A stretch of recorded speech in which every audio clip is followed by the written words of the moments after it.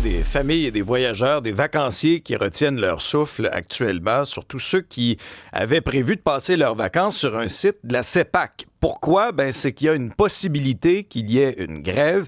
Les 2500 employés donc affiliés au syndicat de la fonction publique et parapublique du Québec se prononcent actuellement sur une entente de principe qui avait été conclue.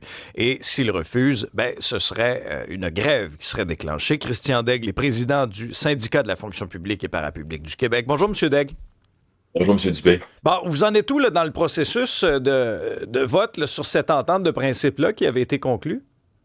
Les 2 dernières semaines ont été en tournée d'information et le vote est commencé depuis lundi matin, se termine jeudi soir. Donc, jeudi soir à 4h30, nous allons avoir les résultats du vote électronique qui est en cours présentement et on va être capable de savoir où est-ce qu'on en est, si l'entente est acceptée, ce qu'on espère bien sûr.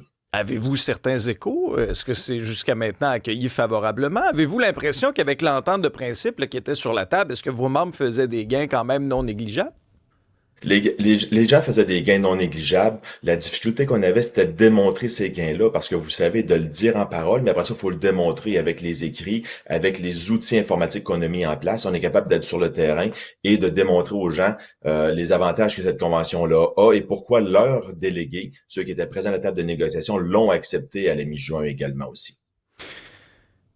Là, au terme de ce processus-là, si jamais c'est pas ratifié, est-ce que c'est une grève automatique? Oui, on va partir la grève le samedi matin. C'est sûr qu'on va vouloir repartir les négociations avec l'employeur s'il le désire également aussi de son côté.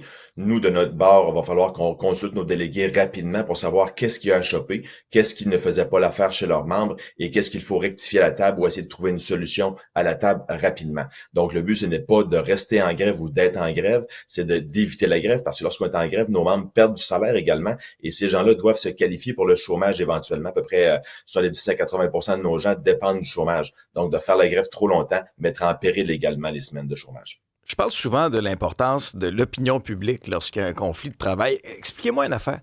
En quoi de scraper les vacances de milliers de Québécois qui vont partir en vacances pendant les prochaines semaines va aider votre cause, va faire avancer votre cause, va mettre plus d'argent dans les poches des syndiqués? Expliquez-moi ça.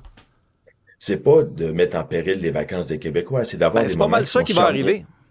Oui, mais c'est d'avoir les moments qui sont charnières. Si je déclenche la grève rendue au mois de novembre, quand tous les parcs sont fermés, puis qu'il n'y a pas encore de ski de fond l'hiver qui est fait, quand les réserves phoniques sont fermées, quand les principaux sites de camping sont fermés aussi, c'est quoi la pression que je mets sur l'employeur? La pression qu'on met sur l'employeur, c'est la pression quand on arrive des moments qui sont clés pour lui, des moments où est-ce que c'est le plein essor des membres également. Si je fais la grève, puis j'ai 10% de mon effectif qui est en poste, j'ai aucun impact à ce moment-là sur la grève. Pourquoi est-ce que l'employeur a attendu 1 an et 3 mois avant de commencer à vouloir discuter du monétaire, à déposer ses offres monétaires? L'été passé, là, on a passé l'année au complet sans faire de moyens de pression, mis à part des visites de nos gens pour informer la population et de mettre un T-shirt.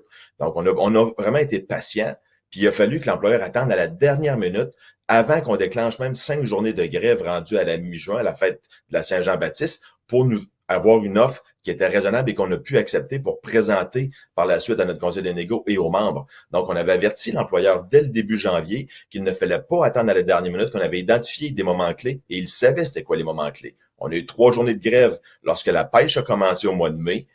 Ça n'a pas bougé assez à la table de négociation. On a continué et ce n'est qu'avant que les 5 journées de grève de la fin juin arrivent que là, l'employeur a bougé et qu'on a, nous, annulé ces 5 journées de grève-là pour pouvoir préparer et présenter Mais l'entente de principe.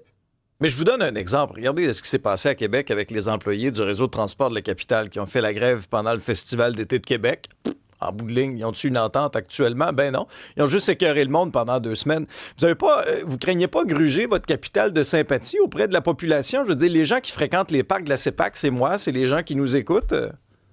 Oui, puis ça prend des gens qui gagnent des bons salaires pour ça. Présentement, nos gens gagnent entre 16 et 17 $ de l'heure pour la grande majorité. Donc, on veut se décoller du salaire minimum. Puis la grève, on la déclenche pas. On fait une entente de principe. Et d'habitude, une entente de principe, là, pour produire des documents, partir en tournée et faire une tournée qui a de l'allure, ça prend environ 5 à 6 semaines. Là, on a tout fait ça en dedans de 3 semaines pour s'assurer qu'on était capable d'aller voir les gens, d'avoir un vote et que ce vote-là, on espère qu'il va être positif, arrive avant que les grèves commencent ne soient débutées. Sinon, les grèves auraient débuté quand même. Donc, on a suspendu les grèves de la Saint-Jean-Baptiste, qui était un autre moment clé pour la CEPAC, et pour nos membres qui sont les employés qui y travaillent. Et là, à ce moment-là, on est en train de faire le vote, puis on espère que le vote va être positif. La difficulté qu'on a aussi, c'est qu'on ne peut pas attendre la fin du vote pour dire s'il va y avoir grève ou non, parce que le gouvernement nous oblige à déclencher ou à annoncer les grèves 10 jours avant. Si on avait pu attendre la fin du vote pour voir le résultat et là se prononcer à savoir ce qu'on va faire en grève ou non, comme n'importe quelle compagnie privée syndiquée,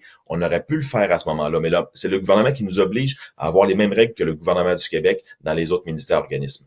Oui, mais en même temps, ça donne un peu de prévisibilité. Là. Il y a des gens qui sont un peu sur le qui-vive, se dire est-ce qu'on va annuler nos vacances ou pas. J'ai l'impression qu'on va se reparler dans les prochains jours. Christian Daigle, vous êtes président du SFPQ.